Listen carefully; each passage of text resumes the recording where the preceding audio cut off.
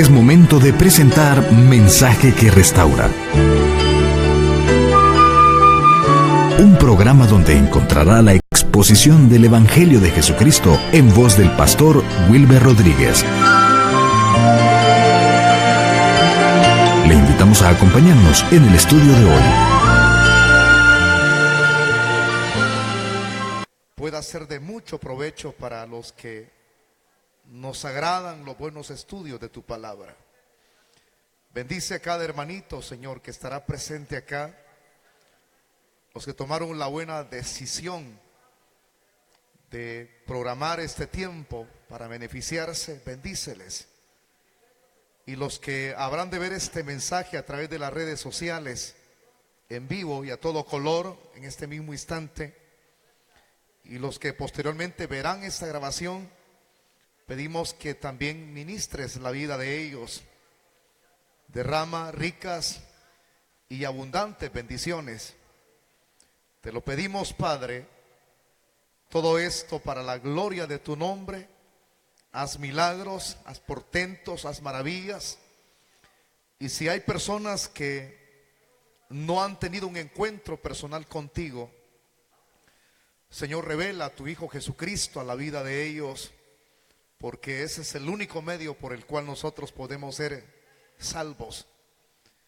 Gracias, Señor, por este momento especial, por este día, el cual tú pusiste el deseo en nuestro corazón de impulsarnos a la búsqueda de lo santo, de lo que a ti te agrada, Señor.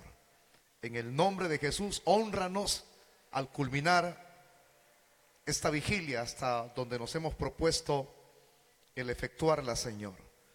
En el nombre de Cristo te damos las gracias por todo. Amén. Quiero que levante una de sus manos, todos pónganse de pie. Quiero que cantes alabanza conmigo así de adoración, solo unos segundos.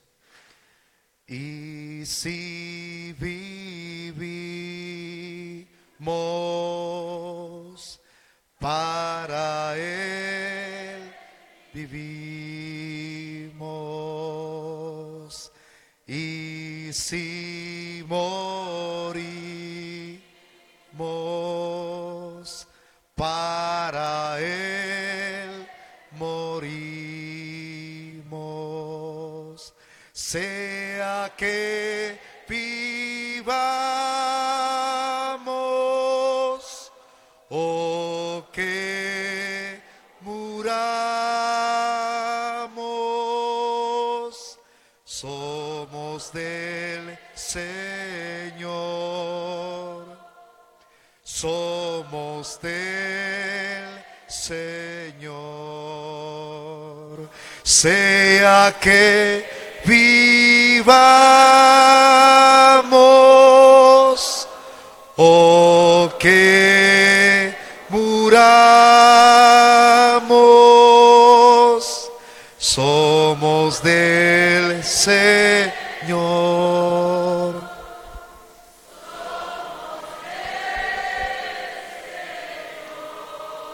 Si tú hablas con Dios, las cosas cambiarán. Orando, cualquier necesidad, Dios la... Así es. Orando,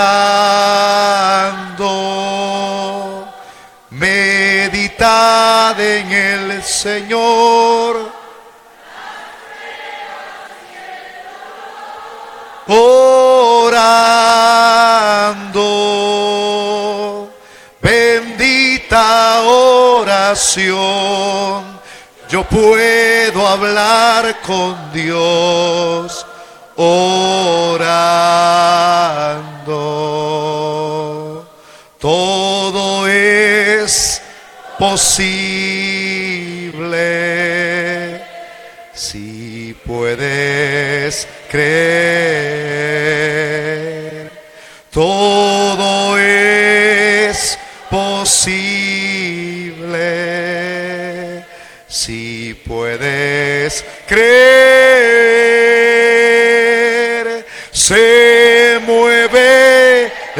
la mano de Dios, fe en su palabra viva, todo es si puedes creer. Era la laguna de la madrugada y yo buscaba el rostro del Señor.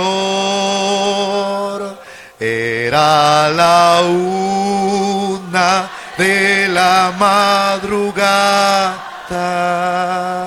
y yo buscaba el rostro del Señor. Señor, Señor, ten compasión de mí, resuelve mis problemas, que yo confío en ti. Señor, Señor, ten compasión de mí, resuelve mis problemas.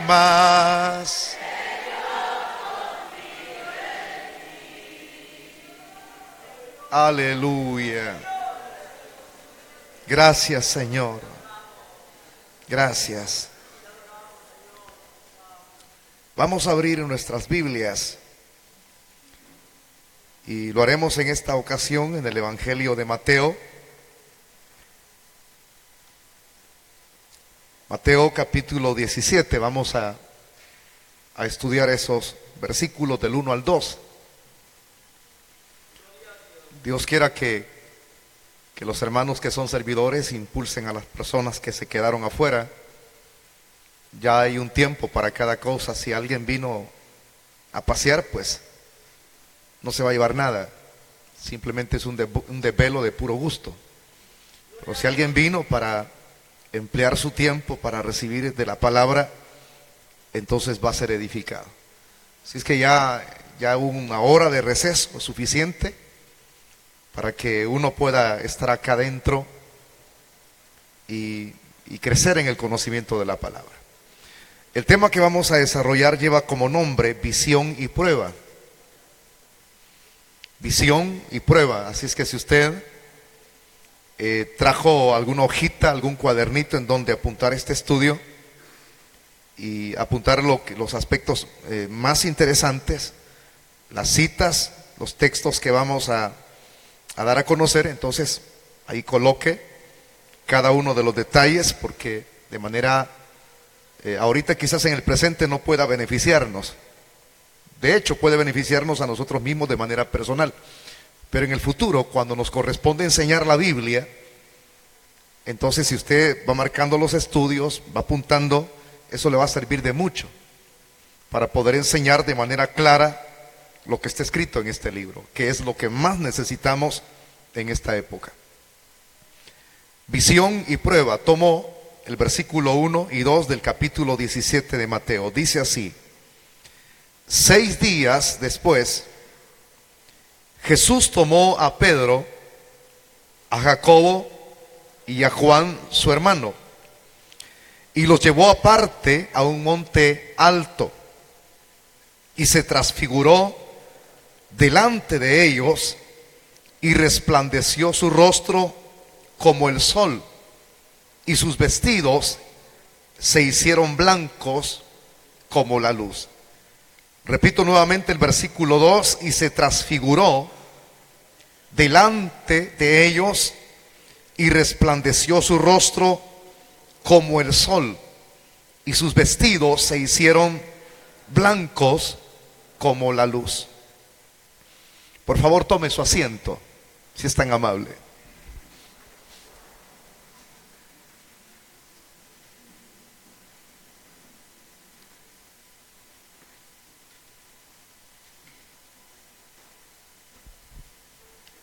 Voy a tomar como contexto, como trasfondo, lo que voy a presentar en la introducción, que son datos de suma relevancia, de suma importancia. Hay escritores de herramientas, cuando le digo de herramientas me estoy refiriendo a libros que nos explican de manera detallada lo que muchas veces nosotros pasamos por alto. Dicen que este acontecimiento sucedió después de la confesión de Pedro. ¿Cuál confesión, diría alguien? Bueno, la que se hace de notar en lo escrito por este libro. Muchos le llamamos la confesión en Cesarea de Filipos. Y esa confesión se dio cuando el mismo Pedro escucha las expresiones de Jesús cuando él dice: ¿y ustedes quiénes dicen que soy yo? Entonces Pedro, ¿verdad?, da respuesta a esa pregunta y dice: tú eres el Cristo, el Hijo del Dios viviente. Fue una aseveración de las más trascendentes. Lo digo de esa manera porque esa era la respuesta que Cristo quería oír. Lo que Pedro está diciendo: tú eres el ungido, tú eres el Hijo de Dios, tú eres el Mesías. Eso, porque ya el Señor había preguntado lo que precisamente se decía o pululaba en lo externo, es decir, en el área secular. Todos decían lo mismo, que Cristo era un profeta, porque los nombres de algunos profetas se mencionan. Pero en cambio acá, él ahora pregunta de manera personal a sus seguidores, a sus 12 discípulos, ¿verdad? Y Pedro da esa contestación. Después de esa aseveración de fe que Pedro hace, es cuando una semana después, aquí dice 6 días después. Y fíjese que estudiando la Biblia, Lucas dice 8 días después. ¿Cuál será lo correcto? 6 días o 8 días después. Esto se da, hermano, no es que la Biblia trate de confundirnos. Algunos toman los días según, porque hay algo variable que se da aquí. Una cosa es hablar de los días que se da ya en el calendario hebreo, y otra cosa es hablar en los días de la semana que se da en América Latina. Entonces, no hay un discrepar o una discrepancia entre lo que dice aquí Mateo y lo que dice Lucas. El hecho es que todos entendemos que la semana tiene 7 días, ¿verdad? Así lo contamos nosotros. Entonces no hay el por qué entrar en una confusión si Mateo dice 6 días después y Lucas dice 8 días después. No tiene mayor importancia. Por eso lo explico de esa manera. Y esto se da después de esa confesión de Pedro. Ahora, ¿qué sucede 6 días después? Jesús toma una decisión trascendente. Acuérdese que según esta decisión que Jesús va a tomar aquí, Él no necesita consejero alguno. Es decir, cuando lo digo consejero alguno, me refiero a quienes le rodean a Él, en el concepto puramente humano.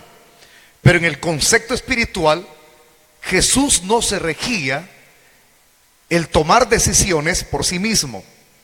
Él siempre estaba regido bajo la voluntad del Padre. Jesús no vino a hacer su propia voluntad. Él vino a hacer la voluntad de quien le envió. En ese caminar en el tiempo, no de Él, sino en el tiempo de Dios, ya sea como nosotros lo querramos decir, en el Kairos o en el Cronos, todo esto estaba sujeto a la voluntad de Dios. Él no se movilizaba en su ministerio de manera itinerante si Dios no influía en él. Y cuando él decidía hacer algo, entonces era impulsado por el Espíritu Santo, que desde los inicios de su ministerio, él fue lleno y estaba sobre él según lo que el mismo Juan presenció cuando el bautizador, es decir, Juan el bautizador, porque la palabra bautista lo que significa es bautizador, lo sumerge en el agua, lo levanta y en ese mismo instante se presenta una revelación. Desciende una paloma de lo alto y se posa en el hombro de Jesús. Eso es de manera simbólica, significa el Espíritu Santo. Y se escucha una voz desde los cielos que dice: este es mi Hijo amado, en quien tengo complacencia. Es decir, en quien yo estoy complacido por su obediencia. Eso significa. Ahora, son detalles a considerar lo que estoy mencionando. Entonces Jesús estaba regido bajo la determinación del Padre. Él se movía en el tiempo de Dios y él lo entendía. Entonces, cuando él habrá de tomar la determinación, esta, la cual yo voy a comentar, está regido bajo esa misma voluntad. Pero ¿qué es la determinación o la decisión que él va a tomar sin consultar al elemento humano? Es lo que dice el versículo número 1. Dice: Jesús tomó a Pedro, a Jacobo y a Juan, su hermano. Vea dentro de la decisión la cual él toma, qué es lo que se da, qué es lo que se realiza. Él escoge a 3 discípulos. Repita conmigo la frase: Pedro, Juan y Jacobo. Habían 4 que eran íntimos. Se puede agregar ahí Andrés. Pero respetemos lo que aquí dice.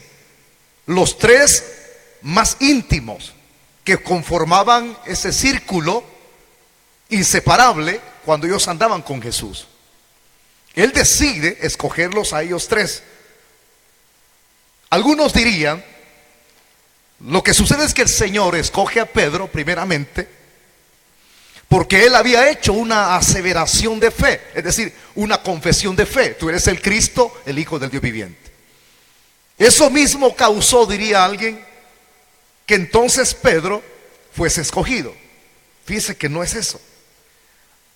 Yo he leído una variedad de herramientas y en algunas de ellas me da una respuesta de este tipo. Fueron escogidos porque eran las personas más necesitadas, los 3. Ese es lo que dice una herramienta. Hay otra herramienta bíblica que dice algo diferente. Fueron escogidos estos 3 porque ellos eran las personas más aprobadas. Otra herramienta dice algo distinto. Ellos fueron escogidos porque, denote lo que le voy a expresar, porque es la tercera, no hay nada más. Porque ellos eran rápidos para aprender. ¿Cuál de las 3 es la correcta? De las cuales he mencionado. Bueno, yo agarraría mejor la que mencioné como primera. Cristo los escoge porque eran necesitados. No era porque eran rápidos para aprender, ¿verdad?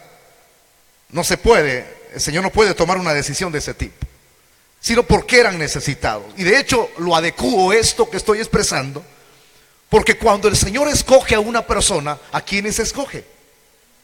Cuando Él toma la decisión de querer hacer algo en favor nuestro, ¿a quiénes escoge? ¿No se recuerdan ustedes de la frase como un rema que nos viene a nuestro corazón y a nuestra mente?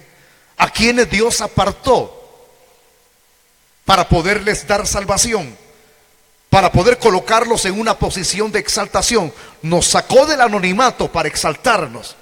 Pero a quienes Dios escoge, ¿acaso en su determinación, en su elección, escogió a lo más sabio de este mundo? ¿Escogió a lo más grande? Entonces, ¿qué nos dice la Biblia? Que escogió a lo más vil. A lo más vil. Yo lo diría de esta manera: escogió a lo inservible, escogió a la escoria, escogió a los parias, escogió a los desechos de la sociedad, lo que no tenía remedio, lo que no tenía esperanza. A eso escogió. Entonces, cuando hablamos de esa elección de Dios, entonces, ¿a quiénes escoge? A los que estábamos más necesitados. Cuando Cristo vino hace 2000 años y comenzó a desenvolverse en su ministerio, que habría de tener una durabilidad de 3 años y medio, a él le hacían cierto tipo de críticas, y eran estas: este se junta con pecadores y publicanos. Jesús se relacionaba con lo más bajo, con lo que la misma sociedad desechaba. He ahí las expresiones despectivas: publicanos y pecadores. Para ellos, en su propio análisis, en el análisis de los religiosos, no era concebible para ellos que Jesús se relacionara con ese tipo de personas. Y él mismo tuvo que decirles, dar respuesta a ese tipo de críticas, aunque muchos no lo decían de manera verbal, oral, pero muchos cavilaban en su corazón. Jesús conoce lo interno del hombre. Jesús es el que puede escudriñar los corazones. Entonces tuvo que responder con estas expresiones: yo no he venido a llamar justos, sino pecadores al arrepentimiento. Él mismo les explicó que el médico no viene para las personas que están sanas, sino él vino para los que están enfermos. Entonces, cuando le corresponde a él elegir, ¿a quiénes elige? A los más necesitados. Levánteme una de sus manos y diga: Señor, aquí estoy en esta vigilia porque estoy necesitado. ¿Cuántos alaban al Señor?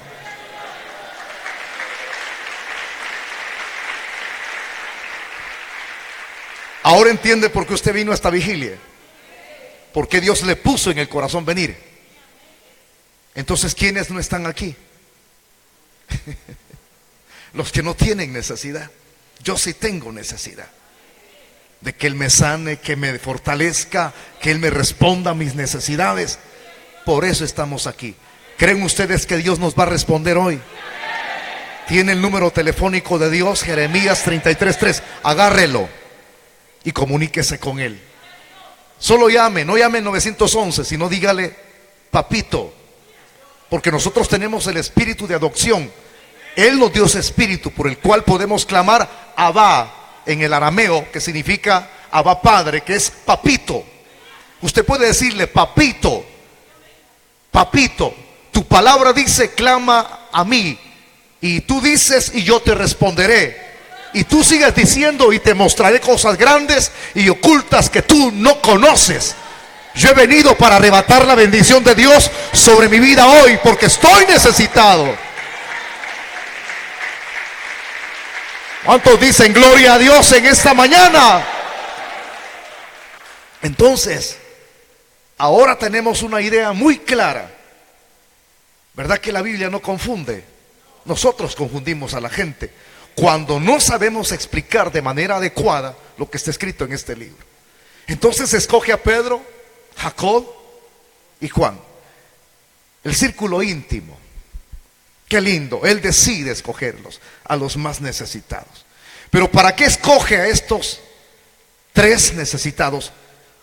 ¿Por qué no incluyó a los demás? Porque ya le acabo de mencionar lo que algunos expositores o escritores escriben. Escogió a los más expertos, a los que rápido habrían de entender, a los más lentos los dejó. Algunos lo explican de esa manera. Yo no puedo darle una respuesta. Cuando la Biblia calla, yo tengo que callar.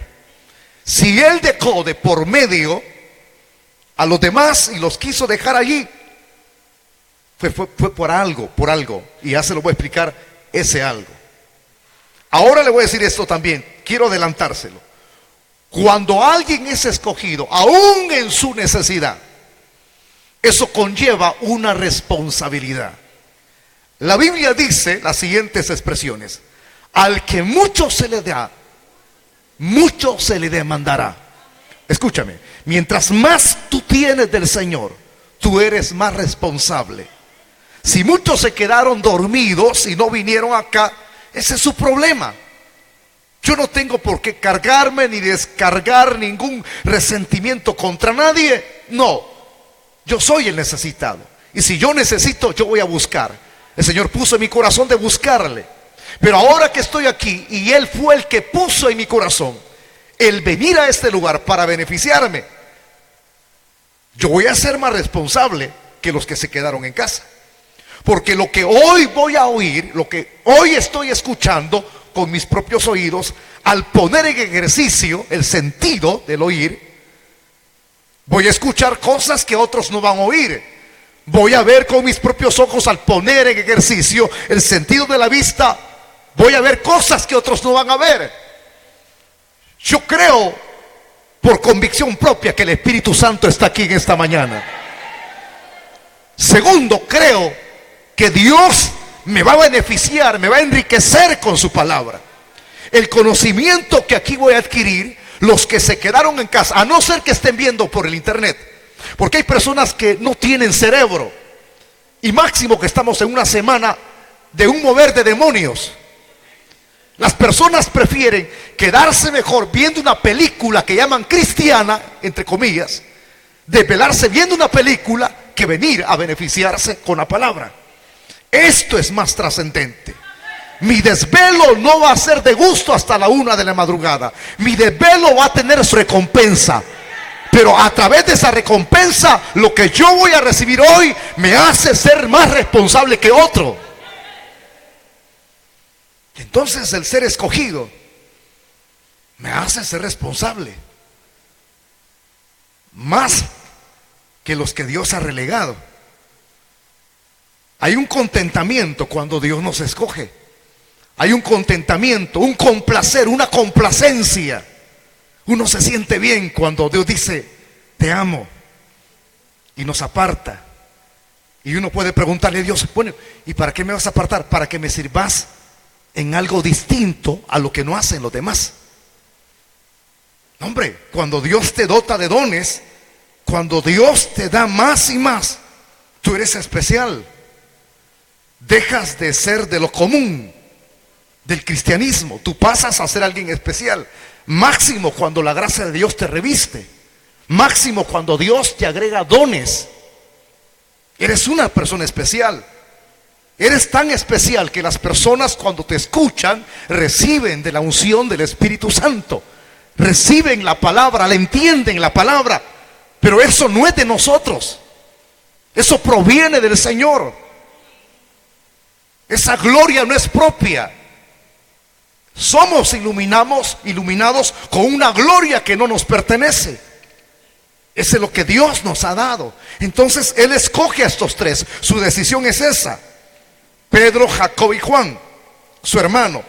Pero ¿para qué los escoge? Veamos esto, el procedimiento. Los escoge para llevárselos, dice el verso 1, y los llevó aparte a un monte alto.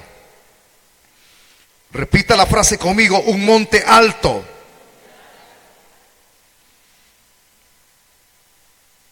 Para eso el Señor los escoge, para llevárselos a un monte alto. Y esto, hermano, es muy interesante, fíjese, porque ya estamos en el desarrollo de la temática. Ellos habrán de ir a un tour. Yo sé que a ustedes les gusta estudiar la Biblia y ustedes son muy exigentes. Mientras más carne comen, más bistec quieren. Pero ese es lo bueno del buen cristiano, de la oveja que está sana. Una oveja que se alimenta bien, se nutre bien. Entremos en este tour. Él se los quiere llevar, los he escogido para llevarlos a un monte alto. Como le gusta estudiar a usted la Biblia, va a hallar estas expresiones en algunas herramientas. Dicen algunos, la tradición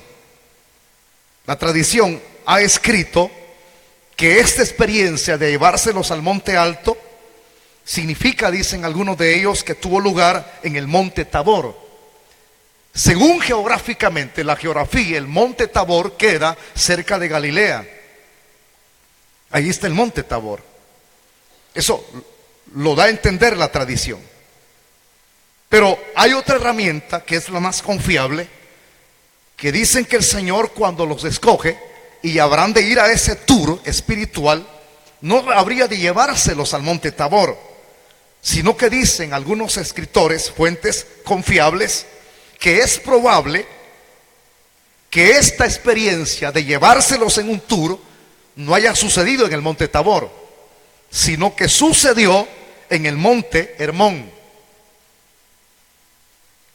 Cuando uno estudia geografía y comienza uno a ver en la misma geografía en dónde quedan estos lugares, no, hombre, no es fácil el lugar donde el Señor se iba a apartar con ellos.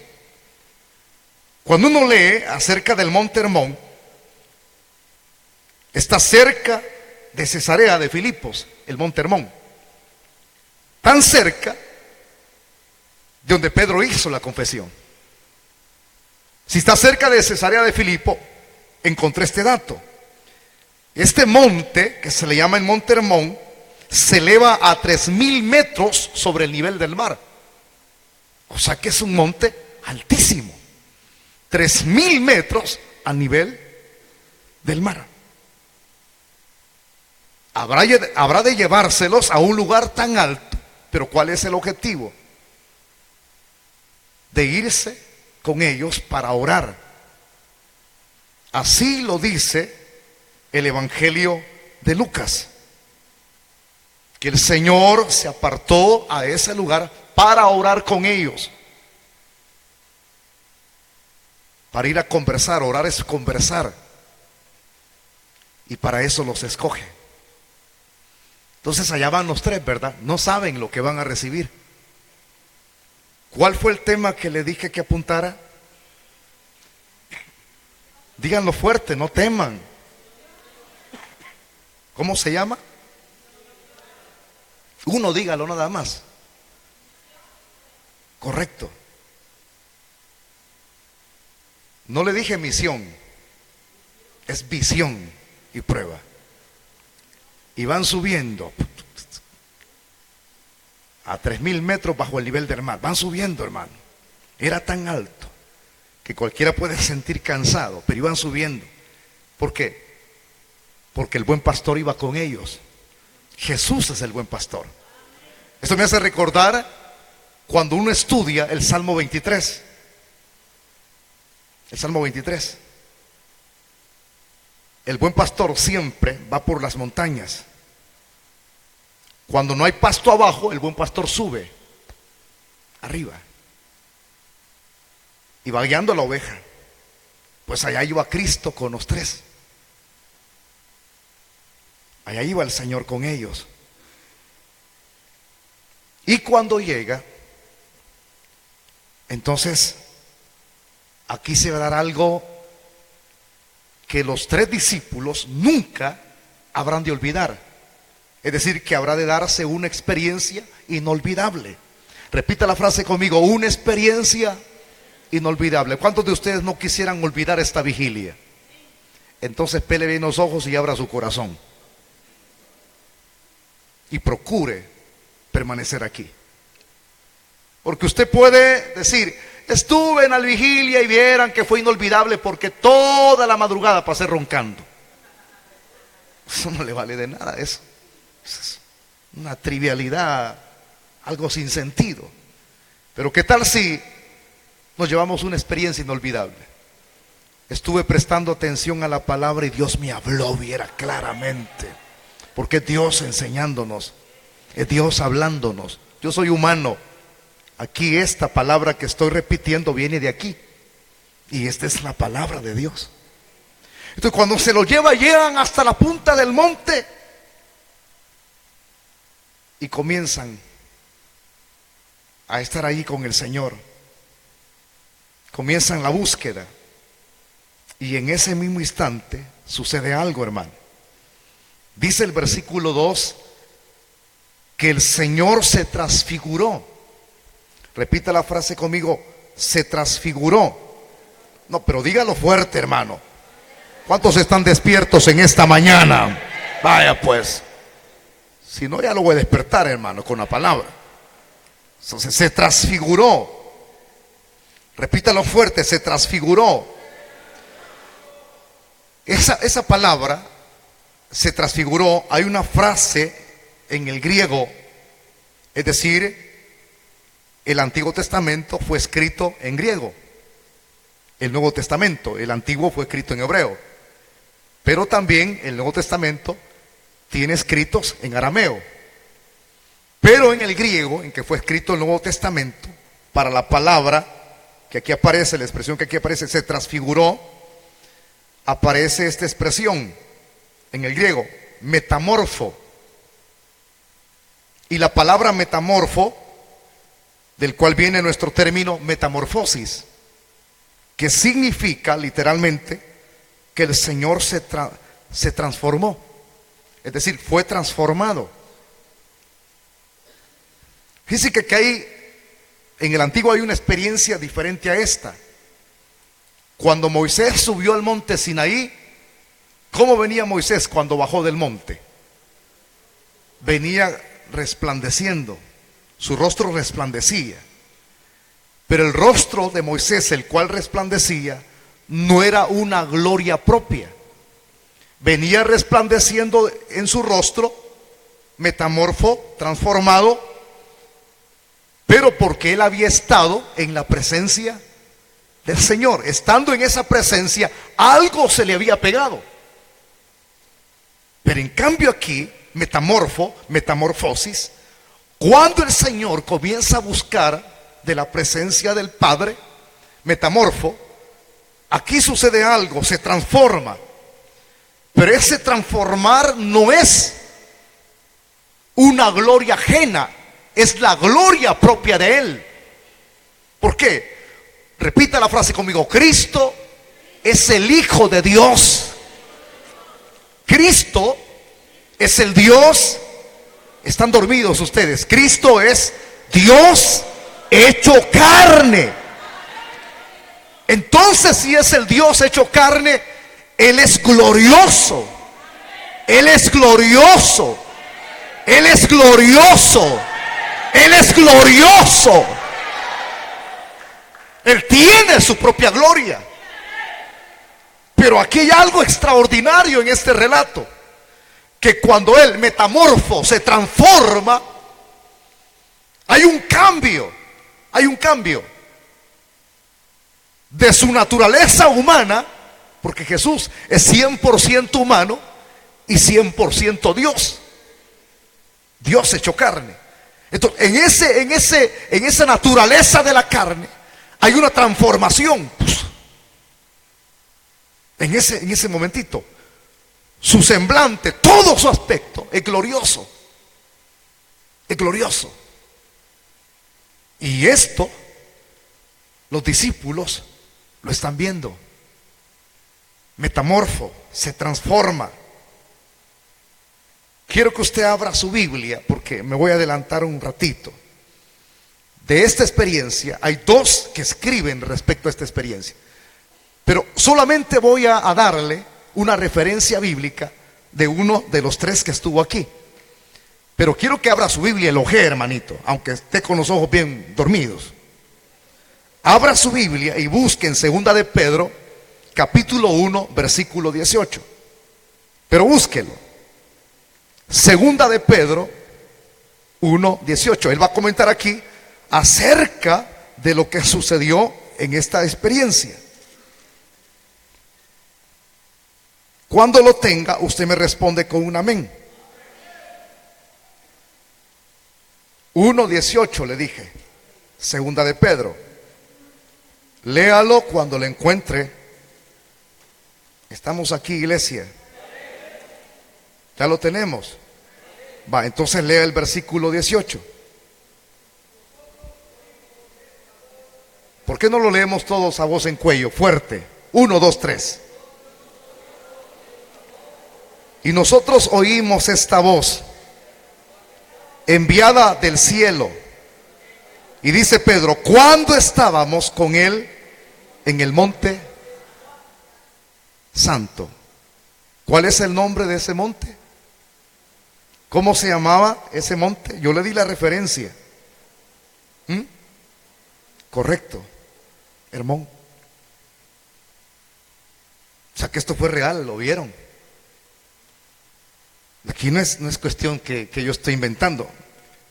Aquí es con muchos años después de esa experiencia. Él escribe. Ellos estaban allí cuando el Señor se transformó. Una experiencia inolvidable. Inolvidable. Algo que nunca ellos jamás lo olvidarían. Y aquí viene el detalle del primer punto de la verdad central. Cuando el Señor se transforma, metamorfo, cambia su semblante, se transforma en su aspecto glorioso. Entonces dice el versículo 2, lo hizo delante de ellos. Veamos cómo se veía el Señor en esa transformación. Dice, y resplandeció su rostro como el sol, y sus vestidos se hicieron blancos como la luz. Como Juan lo vio, ¿verdad? En Apocalipsis. Su aspecto glorioso. El Señor aquí se transforma delante de ellos. Algunos preguntan, ¿por qué el Señor les está permitiendo recibir esta experiencia a estos 3 discípulos? ¿Por qué? ¿Por qué el Señor les está permitiendo esto? Porque aquí conlleva la primera parte, es una visión. El Señor se les está presentando como Él es, en su aspecto glorioso. Ellos lo conocen en su aspecto humano. Saben que en su aspecto humano Él tiene sed, Él le da sueño, Él sufre de cansancio, Él se entristece, Él se enoja, Él se alegra. Pero ahora lo están viendo en su aspecto glorioso. Y a través de ese aspecto glorioso lo que les está presentando es una visión clara de quién es Él. Qué tremendo, hermano. Hay personas que son tan atrevidas que dicen, si el Dios de los evangélicos, el Cristo de los evangélicos existiera, que se me aparezca a mí.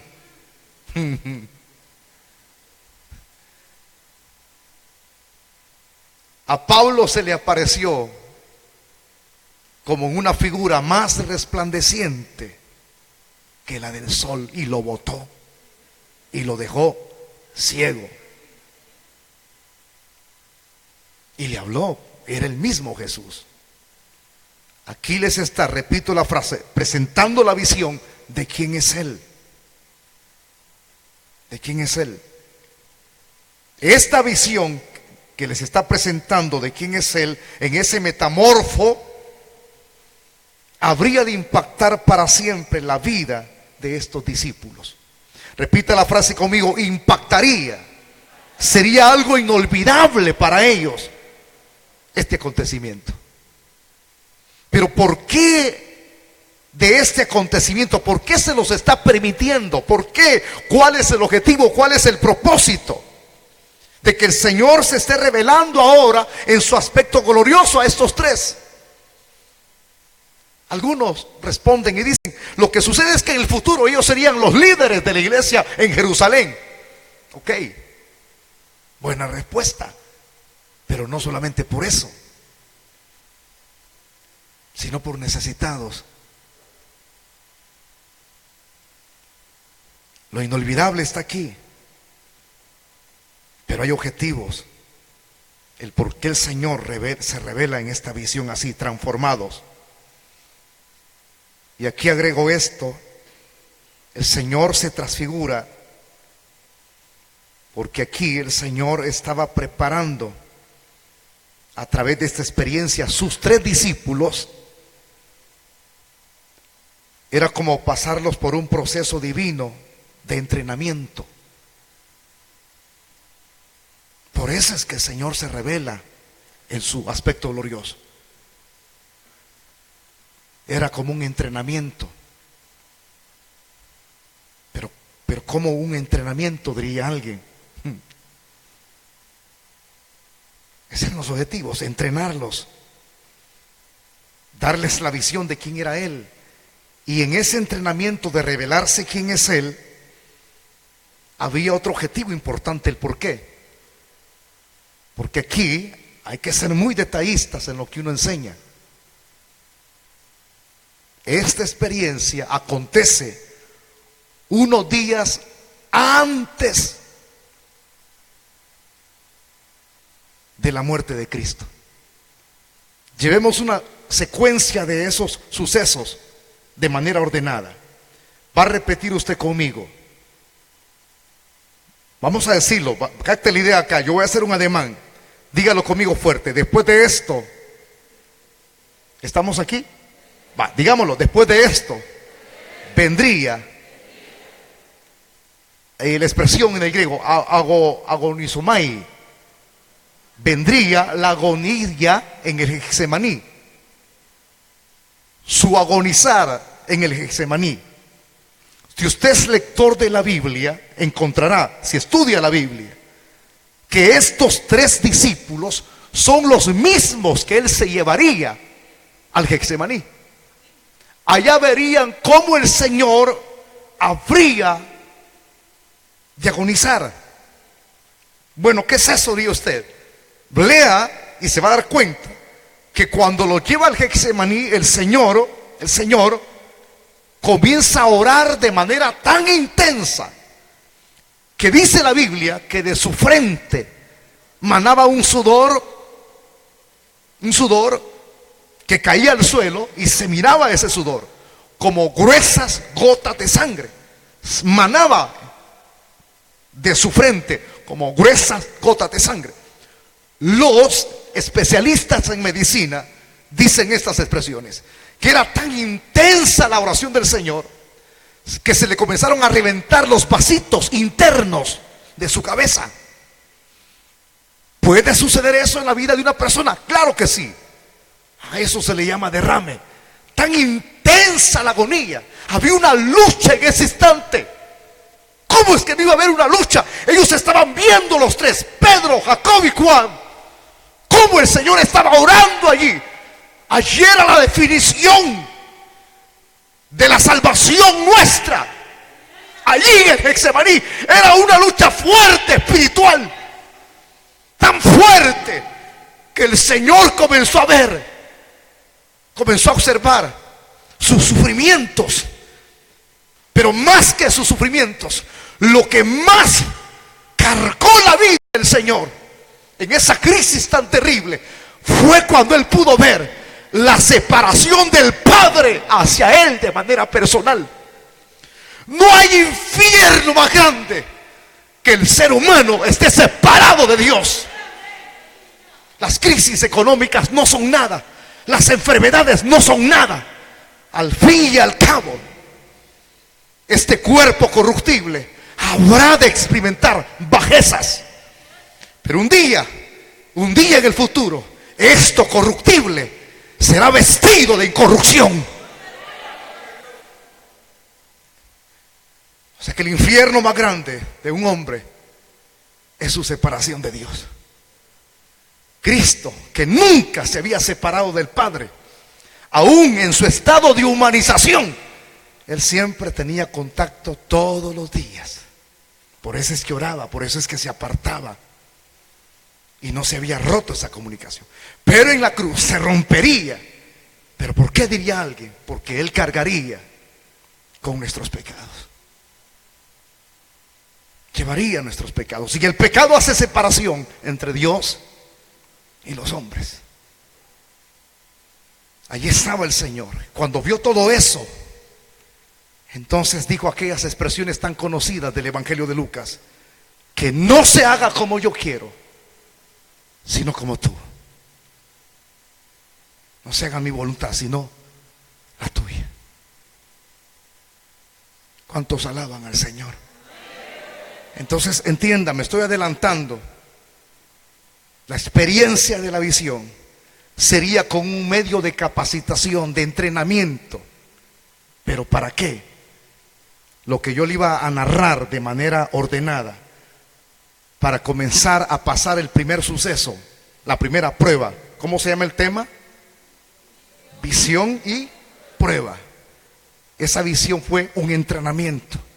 Allí se fortalecerían. No somos seguidores de cualquier persona, sino del Dios mismo.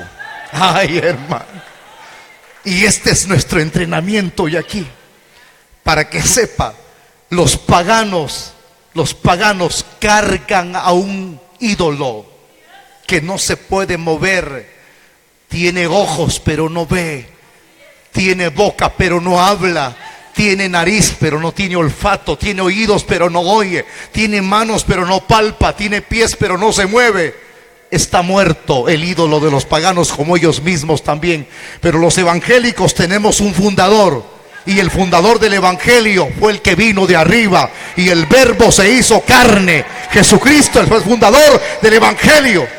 Para aquellos que dicen, sí, sé que Cristo es el fundador del evangelio, pero lo mataron. Sí, mi Biblia dice que Él murió, pero también mi Biblia dice que Él murió, pero la palabra dice que Él resucitó al tercer día.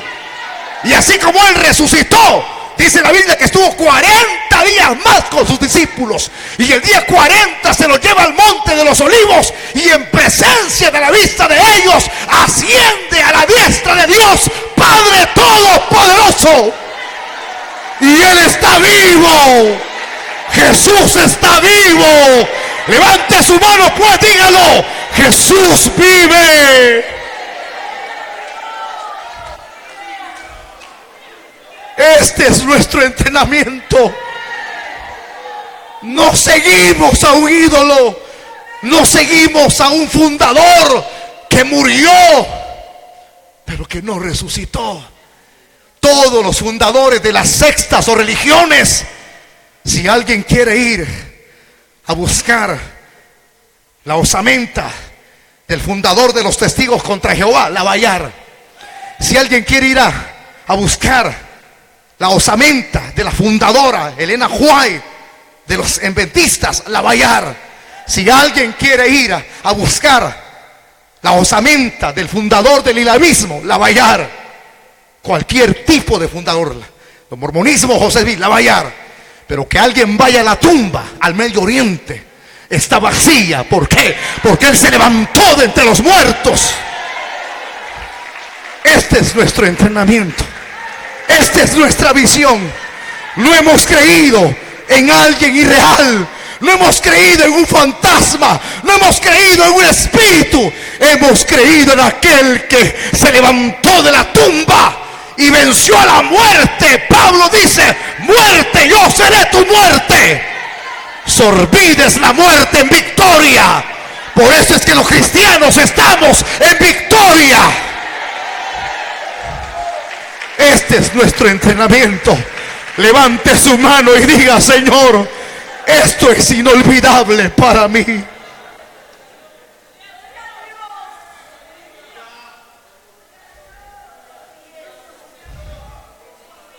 Hay un mover del fuego de Dios en este lugar. Toque el que tiene la par, dígale: este es nuestro entrenamiento. ¿Para qué? Para enfrentar la agonía en el Getsemaní. Al verlo en su aspecto glorioso, ¿cómo no iban a dar su vida por causa de alguien que es real? No puede enseñar a través de las expresiones, enseñar de manera teórica, oral, hablar oralmente. Pero otra cosa es constatar. Yo siempre he enseñado esto. Una cosa es decir ortodoxia, pero otra cosa es decir ortopraxis. Esto es muy interesante. Allá estaban en el Getsemaní, estaban viendo agonizar al que habían visto en su aspecto glorioso. Esto de verlo en su aspecto glorioso era la preparación para ellos, para enfrentar Segundo aspecto del tema, la prueba que vendría. Segundo, ¿qué continúa después del Getsemaní? Su pasión. Mel Gibson escribió una película, fue el protagonista, el guionista, el director. Algo espectacular sucedió allí. Ese tipo que escogieron, si usted quiere buscarlo en las redes sociales, busque el testimonio de este autor. Mientras él estaba firmando la pasión de Cristo, en todo lo que él se había grabado, en los guiones para poder firmar la película, dice él, sucedieron cosas sobrenaturales mientras estaba haciendo en lo práctico lo que había leído en lo teórico. Y eso que él estaba haciendo en lo práctico lo llevó hasta tener la revelación que Jesucristo no es cualquier persona. Es cualquier persona. Allí, firmando la película, se convirtió a Cristo. Se convirtió a Cristo. A tal grado que cuando terminó de firmar la película, ya no hablaba como él hablaba antes, sino que hablan como los seguidores de Cristo. Solo de Cristo. ¿Y de quién vamos a hablar? No podemos hablar de María, no podemos hablar de Judas, no podemos hablar de otros santos, porque ellos murieron y fueron necesitados igual que nosotros. Pero sí podemos hablar del único camino, del único medio por el cual podemos llegar al cielo, por el único que vino a dar su vida en propiciación de nuestros pecados. Por eso es que en nuestro léxico, en nuestro vocabulario, hablamos de Cristo, solo de Cristo. Ya me tienes hastiado, solo de Cristo hablo. ¿Y de quién te voy a hablar pues? Si Él es el Señor, Él es el Salvador, Él es el Rey de Reyes, Él es el todo por nosotros, Él es el creador del universo. Él es. De Getsemaní pasa a la pasión, y de la pasión pasa a su muerte, y de su muerte pasa a la tumba, y de su tumba pasa a la resurrección, y de la resurrección pasa a la ascensión, y de la ascensión ellos se quedan aquí. Pero ellos comienzan a enseñar, comienzan a expandir el evangelio del reino, porque entendieron aquellas expresiones de la gran comisión: vayan por todo el mundo y prediquen el evangelio, y todo aquel que crea y sea bautizado será salvo. Comienza a expandir, comienzan a difundir el evangelio, comienzan a hablar de Jesús, comienzan a diseminar el evangelio. Pero no hablaban de un muerto, hablaban del que está vivo. Y en medio de ese extender el evangelio, comenzaron a experimentar diferentes tipos de vicisitudes, de contrariedades. Lea el libro de los Hechos. Algunos expositores dicen la historia de los apóstoles, pero es la historia del Espíritu Santo obrando en los apóstoles, el mover del Espíritu, aquella promesa que Jesús les había dicho, el que se presentó en su aspecto glorioso: me voy a ir, pero no los voy a dejar huérfanos. Yo me voy para prepararles morada, porque quiero que donde yo esté, ustedes estén conmigo también. Pero no los voy a dejar solo, les voy a enviar un paracleto, es decir, un compañero inseparable. Y en Pentecostés vino la promesa. Evidencia, se posó sobre sus cabezas una llama de fuego de manera visible. Fueron llenos del poder de Dios. Eso los capacitó para hablar con valentía. Eso transformó sus vidas de ser cobardes, hombres con osadía, hombres con valor. Y comenzaron a predicar el evangelio. Y allí es cuando comenzaron a enseñar acerca de un tal Cristo. Dice la historia, comenzaron a complicarse la vida, porque aquellos que eran seguidores de los religiosos comenzaban a cambiar de bando, comenzaban a conocer la realidad de que Cristo no era un hereje, que Cristo no era un hombre común y corriente, era el Hijo de Dios. Predicaban en el templo, predicaban en las casas. En el primer sermón de Pedro se convirtieron 3,000 personas. En el segundo sermón, lleno del poder de Dios, se convirtieron 5,000. 3,000 más 5,000. Mas los que se convertían en las casas, la iglesia andaba redundando en número como más de 10,000 personas, con un mensaje que producía vida, con un mensaje que producía cambios. ¿Cómo no? Que más que hablar que oralmente, ellos habían visto todo, la realidad, que Cristo no era cualquier hombre, era el Hijo de Dios que había venido de arriba. Y cuando oyeron que el evangelio se expandía, comenzaron a amenazarlos. Y allí es donde aparecen frases en el libro de los Hechos. Note, todo esto provino del entrenamiento en ese monte Hermón, cuando lo vieron glorificado. ¿Cómo no van a dar la vida de alguien que es real? ¿Cómo no vamos a dar la vida nosotros? Dígamelo.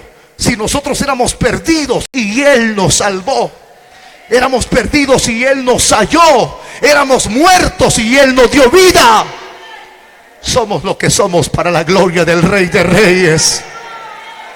¿Cuántos conocen a Cristo acá? ¿Cuántos lo conocen? El que no lo conoce no hace su obra. El que no lo conoce se porta de una manera reacia en contra de Él.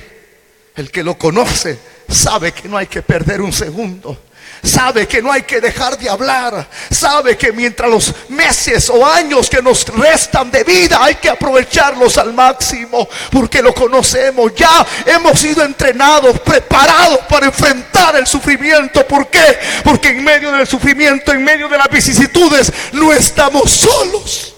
Mateo capítulo 28 dice: yo estaré con vosotros todos los días hasta el fin del mundo.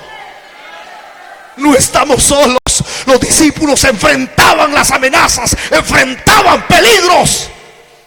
Ellos comenzaron a decir: juzguen ustedes si es más conveniente obedecer a los hombres o obedecer a Dios. Pero nosotros hemos tomado una decisión en base a aquella experiencia de entrenamiento, que para nosotros es más importante obedecer a Dios antes que a los hombres.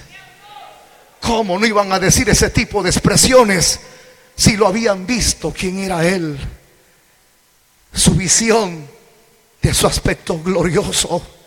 ¿Cómo vamos a negar nosotros a Cristo cuando uno lee historia acerca de las muertes de los discípulos, de los apóstoles? ¿Cómo Pablo no iba a poner su cabeza, hermano, ante su verdugo? Allí puso su cabeza, ¡pum!, se la voló. ¿Qué es lo que hacía que estos hombres estuvieran en la disposición de dar sus vidas? El entrenamiento. Porque lo habían visto quién había sido Él en realidad. Policarpo, cuando estaba siendo atado, Policarpo de Esmirna en la hoguera, le decían: blasfema, blasfema contra tu Dios. Y él dijo estas expresiones: ¿cómo voy a blasfemar? ¿Cómo voy a hablar en mal del que tanto bien me ha hecho? ¿Conoces tú a Dios? No, a Dios no lo podemos mentir. Si tú eres de aquellos que no saben enfrentar las vicisitudes, las pruebas que vienen, es porque no le conoces. Te acobardas a las primeras de cambio cuando alguien te ve mal en iglesia, cuando no te dan la mano, cuando comienzas a oír que te denigran, comienzas a responder, a pagar con la misma moneda, en lugar de bendecir a tus verdugos, en lugar de bendecir a quienes te han hecho pedazos, comienzas a pagar con la misma moneda. Y es porque no conocemos. Habiéndonos Dios apartado, tenemos que conocerle. Cada experiencia, cada visión, este es un privilegio de estar aquí. Los que están dormidos en su casa no han recibido esto. Tú estás recibiendo una visión de Él aquí ahorita. Yo sé que estás sintiendo algo extraordinario en tu ser interno, algo que no sientes en cualquier lugar. ¿Sabes qué es? Es la presencia del Señor dentro de tu corazón. Esta visión tiene que darnos empuje, porque es nuestro entrenamiento. ¿Para qué? Para soportar lo que viene por delante. Hermanito, ya nos falta poco. Mientras más visión tengamos, más compromiso tenemos, más compromiso. Pero este compromiso y las visiones no hacen que una persona se mantenga aguerrida. No, a esto hay que agregarle fidelidad. Si no hay fidelidad en nosotros para mantenernos en la línea de Dios por todas las experiencias lindas e inolvidables que Dios nos ha dado, de nada nos servirá el recorrido que nos queda por delante. Acuérdate, cuando alguien habla en mal de ti, bendícelo. Hay gente sencilla que es enviada a decir palabras en contra suya, envían papelitos, envían mensajes a través de los celulares, maldicen nuestras vidas. Pues agarra tu celular, aunque pase esta Semana Santa, por gente que es tan sencilla, que dicen, escribe cosas bonitas en la Semana Santa. Todos los días tenemos que escribir cosas bonitas a quienes nos maldicen. Al que te maldice, bendícelo. Al que dice alguna expresión inadecuada contra ti, bendícelo. Al que te denigra, al que te hace pedazos, bendícelo. Al que te amenaza, bendícelo. Al que no te ama, ámalo. Porque es más bienaventurado dar que recibir. Y cuando lo hagas, estás dando evidencia que sí conoces al Señor. Todo lo que viene por delante viene en tiempos difíciles. No es nada lo que la iglesia está enfrentando ahorita. Vienen situaciones más críticas a la vida de la iglesia, pero teniéndolo a Él y manteniendo nuestra fidelidad por la visión que hemos recibido, habremos de enfrentar lo que viene por delante. Una frase me gusta decir a mí, al Señor, y es esta: si tú vas a permitir algo en mi vida, solamente dame la capacidad de no negarte, solamente dame la capacidad de no retroceder, y bienvenido todo lo que quiera venir, si tú estás conmigo. Porque si Dios es con nosotros, ¿quién contra nosotros? Démosle palmas al Señor. Vamos a orar. Cierre sus ojos, cierre sus ojitos. Por eso es que hubieron muchos mártires, hombres que murieron comidos por los leones, que en lugar de agarrar una espada y servir como un gladiador más, botaron la espada y prefirieron morir traspasados por la espada. Dieron su vida hasta el último momento por una causa justa. Cierre sus ojos y levánteme sus manitas hacia arriba. Levante sus manos. Levante sus manos. Nadie se vaya a mover de su asiento. Regáleme 3 minutos. Tú no has estado haciendo nada. ¿Y sabes por qué? Porque no le conoces. Si le conocieras, serías amante a quienes Jesús ama. Buscarías las almas. Volverías a Dios, a tu primer amor. Cuando te arrodillas ya no sientes en su presencia, lo haces por compromiso. Dios te va a llamar hoy a ti, y va a llamar a los más sencillos, a los necesitados. Dios nos hace un reto hoy a todos aquí.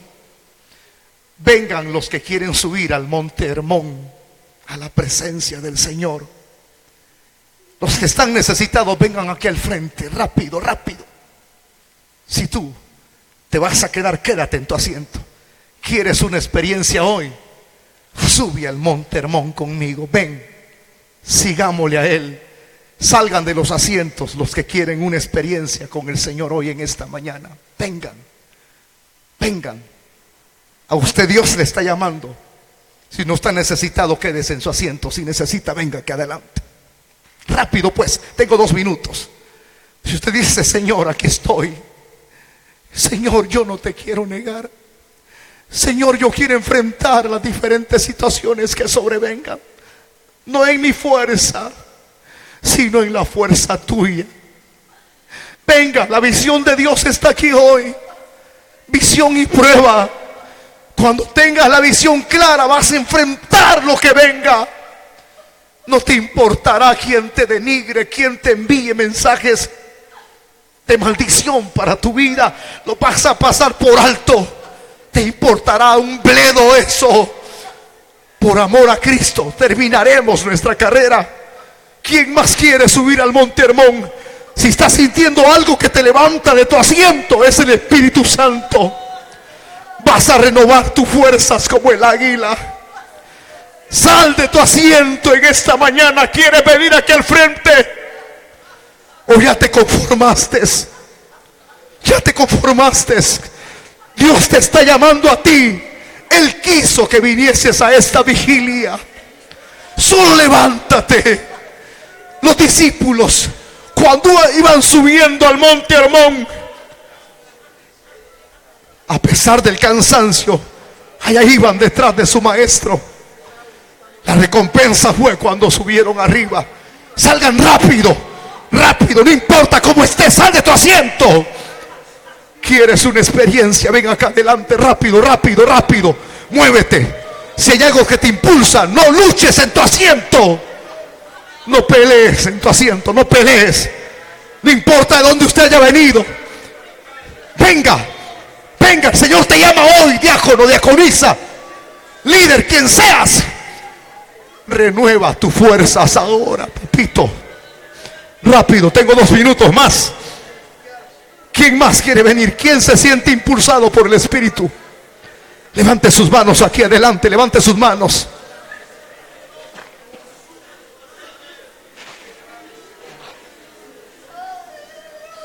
Algo está cayendo aquí.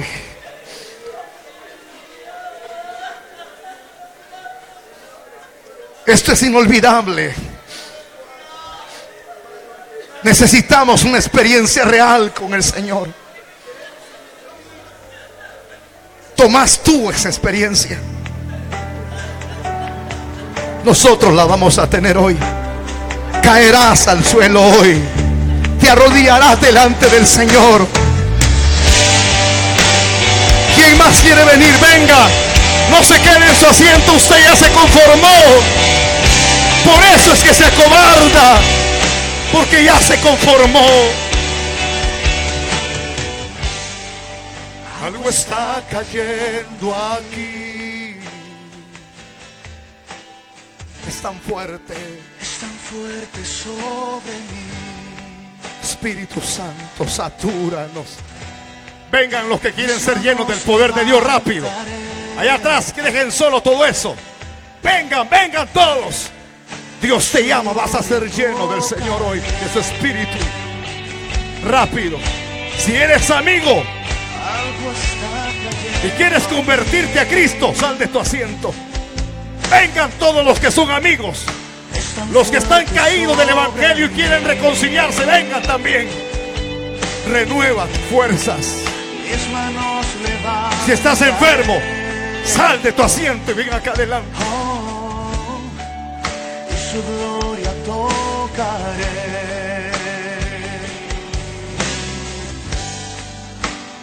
Está cayendo. Mueva sus manos. Su gloria sobre mí. No olvidarás lo que aquí has recibido hoy. Sanando. Dios te ha hablado a tu vida. Dios te prepara ahora. Mueve tus manos. Adórale con toda tu alma. Mueve tus manos. Y está cayendo. Aleluya. Gloria sobre mí. Tú que nos estás viendo a través de Facebook, en las redes sociales, el Espíritu Santo está allí. El Señor te ministra. Ahora le conocerás tal como Él es. El Señor te da una experiencia ahora. Los enfermos están siendo sanados. El que estaba débil está recibiendo fuerzas. Dios está restaurando en esta mañana. Levante sus manos. Vas a hacer cosas que otros ya no hacían. Te vas a mover con visión hoy. A pesar de las vicisitudes que hayan. Es tan fuerte sobre mí. Aleluya, aleluya, aleluya. Mis manos levantaré. Da fuerzas. Ahora Espíritu Santo llena. cantaré. Llena ahora y está cayendo. Aleluya. Gloria sobre mí. Aleluya. Sanando heridas, levantando al caído. Su gloria está aquí. Eleve su voz y dígalo. Está cayendo. Aleluya. Su gloria sobre mí.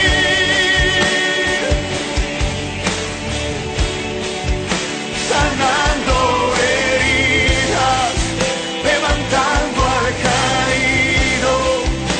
Su gloria está aquí.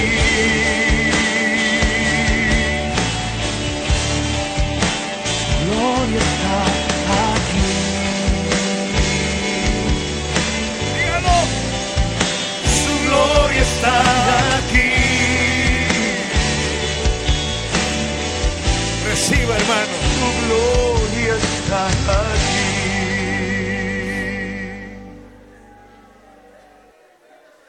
El Espíritu Santo está llenando. Recibe el bautismo del Espíritu Santo en esta mañana. Recibe la llenura del poder de Dios ahora. Levanta tu mano. Recibe, recibe, recibe ahora. Sé lleno del poder de Dios. La evidencia, hablarás en otras lenguas. Recibe ahora fuego de Dios. Fuego de Dios recibe ahora tú. Dios te levanta. Dios te levanta. Dios renueva tu visión ahora. Ya no harás caso a los que se burlan, a los que te estaban sirviendo como obstáculo. Vas a abrir brecha. Vas a ir a un lugar donde Dios te va a bendecir enormemente. Mira que Dios te va a llevar a un lugar en donde vas a decir: no sé por qué estoy aquí. Ahora te voy a adelantar esto. Es porque Dios te va a llevar a ese lugar. Vas a ganar almas para Él, para su reino. Vas a orar por los enfermos y van a ser sanados. Vas a abrir tu boca y de tu boca va a manar palabra de sabiduría para restaurar. Levanta tu mano hacia arriba. Poder de Dios cae ahora. Renueva, restaura, sana en los asientos. Ahí ahora mismo el Señor está doblegando la cerviz. El Señor te da una visión clara. Morirás por esa visión. No retrocederás jamás. Ninguno que pone su mano en el arado mira hacia los lados, ni mira hacia atrás. Dile: Señor, gracias. Levanta tu mano hacia arriba. Tu ministerio será fructífero. Tu liderazgo será fructífero. Oye bien lo que voy a decirte en Santana Norte. Más de lo que tienes, Dios te dará. Óyeme bien lo que te voy a decir. Allá, carretera al Congo, no es nada lo que has visto hoy. Por tanto, has tomado la decisión de entrar en el entrenamiento de Dios. Dios te multiplicará más. Óyeme bien lo que te voy a decir en San Juan Chiquito. Dios te dará más territorio, más y más. Hay almas sedientas esperando palabra con autoridad. Dios es fiel a su palabra. Dios ahora te está sanando. Levanta tus manos hacia arriba. Levanta tu mano. Dile: Señor, gracias. Tú restauras todos los cimientos que estaban caídos en el suelo. Todos los que están sentados, pónganse de pie allá atrás. Los que están sentados, pónganse de pie. A no ser que usted esté dormidito ya. Levanten su mano hacia arriba. Hay un despertar del Espíritu Santo. Mira que Dios te va a abrir puertas. Mira lo que te viene, lo que no esperabas, te viene para tu vida en esta noche. Dile al Señor gracias. Dile al Señor gracias. Dile al Señor gracias. Gracias. Gracias por bendecir mi vida. Reciban diáconos, reciban líderes, reciban supervisores, recibe hermano que viene de alguna filial de afuera. Recibe en el nombre de Jesús.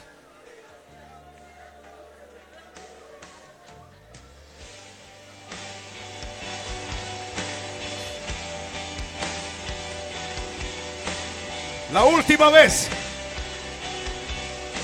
vez, todos levantando sus manos y puestos de pie. Algo está cayendo aquí. Que se oiga, iglesia, más que la canción. Es tan fuerte sobre mí. Mis manos levantaré. Su gloria Tocaré. Algo está cayendo aquí. Siento un fuego de Dios que cae. Se está moviendo en los cuatro lados de este local. Vas a dar testimonio de esto inolvidable. Vas a decirles a los que no vinieron acá hoy. La última vez vamos a decirlo en esta noche. Está cayendo su gloria sobre mí. su gloria sobre mí. A tu mano y ministra mi vida hoy. Extiende tu mano poderosa. Fuerza de lo alto en medio de la debilidad. Está cayendo.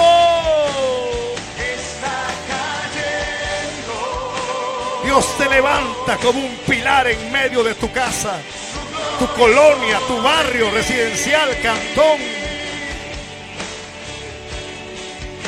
Sanando heridas, levantando al caído, su gloria está aquí.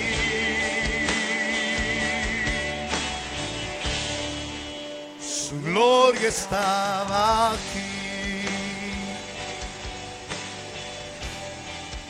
Su gloria está aquí. Su gloria está. Él está repartiendo dones de sanidad en esta hora. Don de palabra de ciencia, don de palabra de sabiduría. Géneros de lenguas, interpretación de lenguas, fe, discernimiento de espíritus. Dios reparte dones, no porque seas más espiritual que otros, sino porque Él te apartó, Él te trajo hoy a este lugar. Señor, gracias. Señor, gracias. Dile solamente eso, gracias. Gracias, papito, dile gracias por bendecirnos, por hablarnos, por enseñarnos a través de tu palabra, Señor. Pedimos por toda esta ciudad, por todas las congregaciones, por los jóvenes que están atados a pandillas, a vicios, al alcoholismo, a las drogas.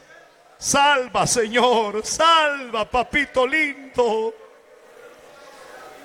Despierta, Señor, a los que están dormidos. Haz que busquemos la santidad, la fidelidad hacia ti, Señor. Llévanos con bien a nuestras casitas. Despídenos en tu paz. Es nuestra rogativa. En el nombre de Jesús. En el nombre de Jesús, démosle palmas al Rey. Dios nos bendiga a todos, hermanitos. Vayan en la paz del Señor. No se le va a olvidar.